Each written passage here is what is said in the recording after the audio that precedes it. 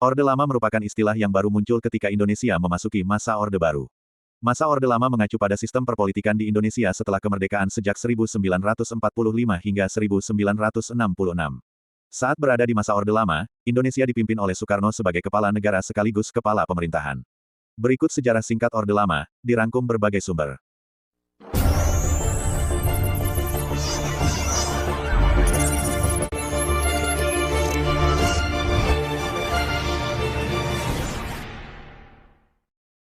Masa Orde Lama yang dipimpin Soekarno berlangsung dari 1945 hingga 1966 atau sekitar 22 tahun.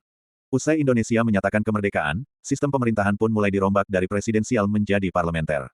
Di sepanjang tahun ini, meski sudah merdeka Indonesia masih terus mengalami gejolak dan peperangan. Salah satunya perang melawan Belanda untuk merebut Irian Barat. Terlebih, kabinet presidensial yang berubah menjadi kabinet parlementer memiliki sistem penerapan politik yang berbeda. Di antaranya menteri-menteri kabinet bertanggung jawab kepada DPR, kekuasaan legislatif lebih kuat daripada eksekutif, program kebijakan kabinet harus sesuai tujuan politik. Tak hanya itu, di masa Orde Lama juga tidak terlalu banyak pembangunan untuk kepentingan masyarakat bahkan jumlahnya dapat dihitung. Salah satunya sarana olahraga yang berada di kawasan Senayan, pabrik bajak Krakatau Steel, dan bendungan Jatiluhur. Ketiga sarana tersebut diketahui tidak tuntas pembangunannya dan baru rampung pada masa Orde Baru.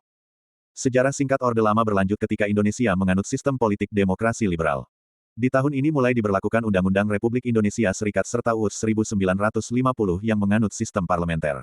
Situasi politik pun dinilai belum stabil bahkan keamanan negara juga cukup terancam lantaran masih banyak terjadi pemberontakan dan kehidupan rakyat tidak sejahtera. Di samping itu, kebijakan pemerintah diatur oleh Perdana Menteri dan Presiden hanya berhak bertindak selaku kepala negara dan mengatur pembentukan kabinet. Pengangkatan Perdana Menteri dilakukan oleh Presiden yang sekaligus mempunyai hak membubarkan DPR. Di periode ini pun terjadi pergantian Perdana Menteri sebanyak 8 kali dan turut berdampak pada sistem pemerintahan. Terhitung sejak tanggal 17 Agustus tahun 1950 sampai tanggal 5 Juli tahun 1959, Soekarno tetap menggunakan Undang-Undang Dasar sementara selama memerintah Indonesia. Dewan Konstituante saat itu sempat diperintah untuk menyusun UU baru sesuai amanat UUD 1950. Akan tetapi prosesnya tidak kunjung dibuat sampai akhirnya Soekarno merilis dekret Presiden tanggal 5 Juli tahun 1959 yang menyatakan pembubaran konstitusi. Periode tahun 1959 sampai tahun 1966 disebut sebagai demokrasi terpimpin sesuai dengan hasil dekret Presiden 1959 yang menyatakan bahwa semua sistem pemerintahan dikendalikan Presiden sepenuhnya. Selain itu, dalam isi dekret dijelaskan bahwa UUD 1945 kembali diterapkan dan UUD 1950 dinyatakan sudah tidak berlaku. Demokrasi terpimpin pertama kali diumumkan pada pembukaan sidang konstituante tanggal 10 November tahun 1956. Selama periode demokrasi liberal Soekarno menilai perkembangan Indonesia terhambat karena banyak perbedaan ideologis dalam lingkar kabinet. Dengan dimulainya demokrasi terpimpin, Soekarno mulai menata kembali parlemen baru dan membubarkan parlemen lama. Kemudian satuan tentara juga dilibatkan dalam perpolitikan negeri sebagai kelompok fungsional, bersamaan dengan masuknya PKI untuk menyeimbangkan. Meski menurut Soekarno adanya campur tangan PKI bisa jadi penyeimbang, nyatanya pilihan itu banyak ditentang. Sayangnya, kehadiran PKI tersebut justru menimbulkan konflik yang berujung pada puncak peristiwa G30 SPKI pada tanggal 30 September tahun 1965.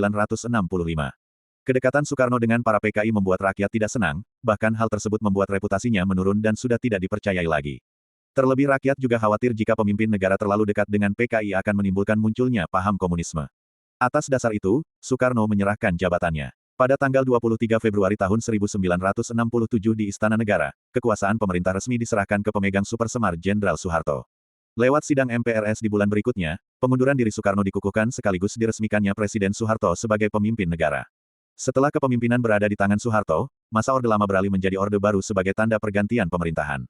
Itulah sejarah singkat Orde Lama yang banyak dikenal secara meluas pada masa kepemimpinan Soekarno.